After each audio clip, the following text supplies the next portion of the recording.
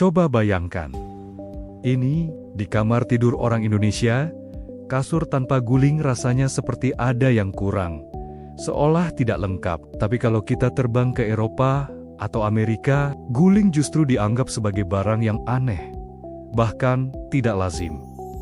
Pertanyaannya sederhana, siapa yang benar? Atau jangan-jangan, cara tidur kita masing-masing adalah hasil dari sebuah evolusi budaya dan iklim yang sudah berlangsung selama ratusan tahun? Manusia adalah makhluk yang sangat adaptif. Cara kita beraktivitas, cara kita makan, bahkan cara kita tidur. Itu semua bukan cuma soal selera atau kebiasaan semata, tapi hasil dari proses penyesuaian diri dengan lingkungan selama berabad-abad. Coba kita lihat konteks Indonesia. Kita hidup di wilayah tropis dengan iklim yang cenderung panas dan lembab. Akibatnya, saat tidur pun tubuh kita mudah sekali berkeringat. Nah, disinilah guling memainkan perannya yang sangat vital. Guling membantu mengurangi kontak langsung antar kulit, misalnya antara lutut atau lengan, yang bisa bikin gerah.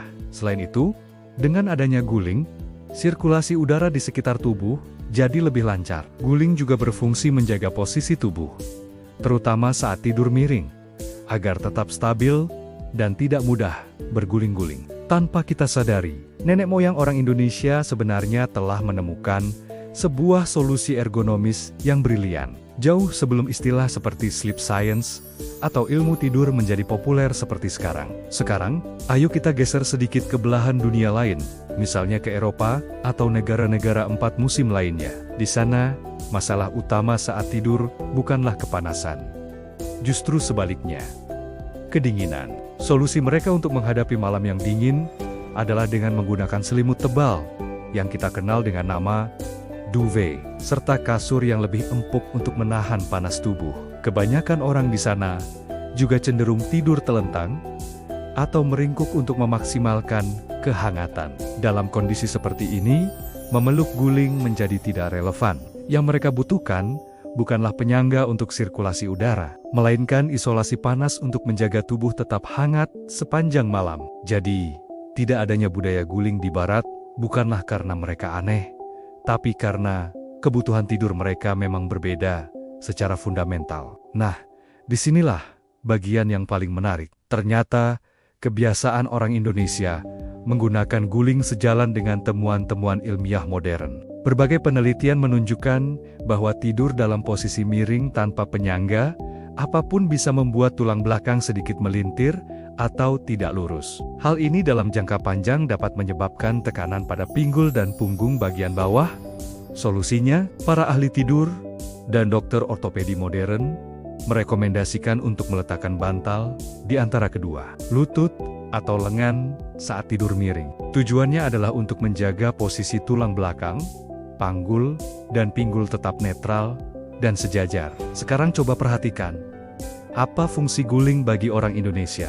Guling seringkali dipeluk dengan satu tangan, diselipkan di antara kedua kaki, dan secara efektif menahan posisi bahu dan pinggul agar tetap stabil. Secara ilmiah, fungsi ini persis seperti yang direkomendasikan oleh para dokter hari ini.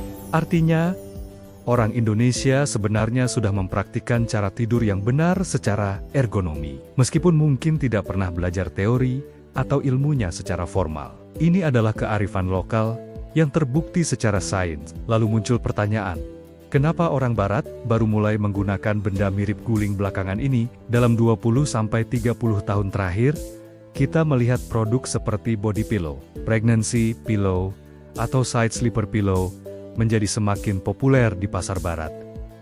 Bentuknya pun, kalau kita perhatikan, sangat mirip dengan guling yang sudah ratusan tahun digunakan di Asia, termasuk Indonesia. Jawabannya terkait dengan perubahan gaya hidup modern. Semakin banyak orang yang mengalami masalah sakit punggung atau back pain akibat terlalu lama duduk di depan komputer. Pola tidur juga berubah, dan kesadaran akan pentingnya postur tidur yang baik semakin meningkat. Jadi, yang terjadi sebenarnya bukanlah sebuah inovasi baru, mereka seolah menemukan kembali sebuah solusi yang sudah lama menjadi bagian dari kebiasaan orang Asia.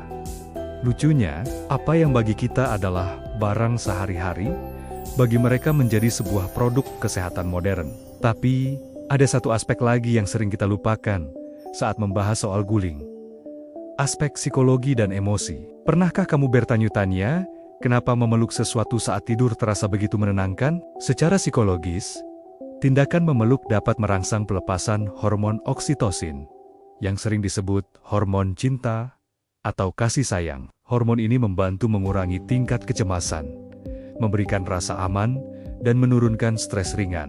Di negara-negara barat, anak-anak kecil seringkali tidur sambil memeluk boneka atau selimut kesayangan mereka. Namun, kebiasaan ini cenderung hilang saat mereka beranjak dewasa. Di Indonesia, beda cerita. Dari kecil sampai dewasa, bahkan sampai tua, guling tetap menjadi teman setia di atas kasur. Ini bukan berarti kita manja. Ini lebih kepada sebuah pola regulasi emosi yang sudah terbentuk dan terbawa sejak kita masih anak-anak. Guling menjadi semacam objek transisional yang memberikan rasa nyaman secara konsisten. Jadi, setelah mendengar semua ini, siapa yang cara tidurnya lebih benar? Orang Indonesia dengan gulingnya, atau orang Barat dengan selimut tebalnya? Jawabannya adalah, dua-duanya benar.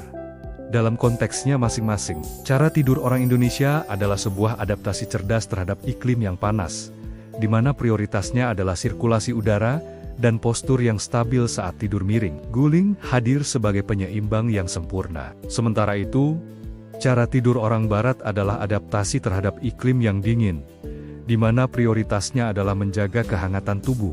Selimut tebal dan posisi tidur telentang menjadi pelindung utama mereka. Mungkin satu-satunya yang salah adalah ketika kita menganggap kebiasaan kita sendiri sebagai satu-satunya yang paling normal dan memandang kebiasaan orang lain sebagai sesuatu yang aneh atau salah. Pada akhirnya, guling bukan sekadar bantal panjang berbentuk tabung. Ia adalah sebuah bukti nyata bahwa tubuh manusia, melalui budaya dan kebiasaan, bisa menemukan solusi yang sangat efektif untuk kebutuhannya, bahkan jauh sebelum ilmu pengetahuan modern datang untuk menjelaskannya.